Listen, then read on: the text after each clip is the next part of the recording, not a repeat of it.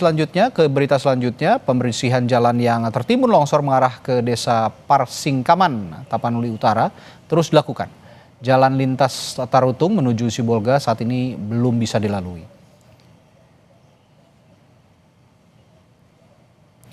Visual pantauan udara menggambarkan luasnya titik longsor yang terjadi di sebagian titik di Tapanuli Utara.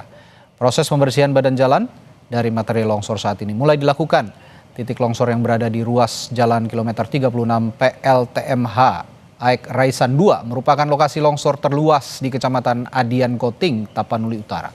Material longsor beserta tumbangan pepohonan menutupi badan jalan hingga 200 meter.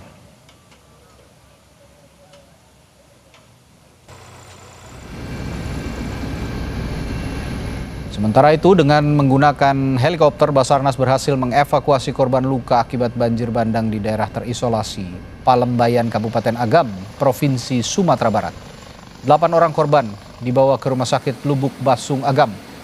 Kepala Badan Nasional Pencarian dan Pertolongan Basarnas, Marsikal Madya TNI Muhammad Syafi'i menyebut, selain fokus melakukan pencarian korban hilang, penanganan korban yang mengalami luka akibat kejadian bencana juga harus menjadi perhatian utama.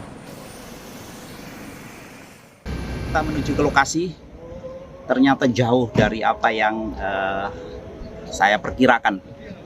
Kita sampai di sana, ternyata cukup banyak.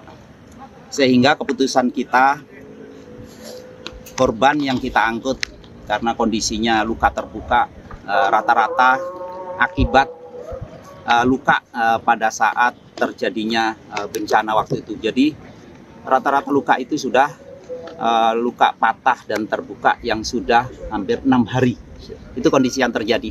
Sehingga kita terbangkan dari sana, kita tidak bisa mengangkut semuanya. Akhirnya kita menerbangkan pertama 3 personil atau 3 warga yang dalam kondisi tidak berdaya.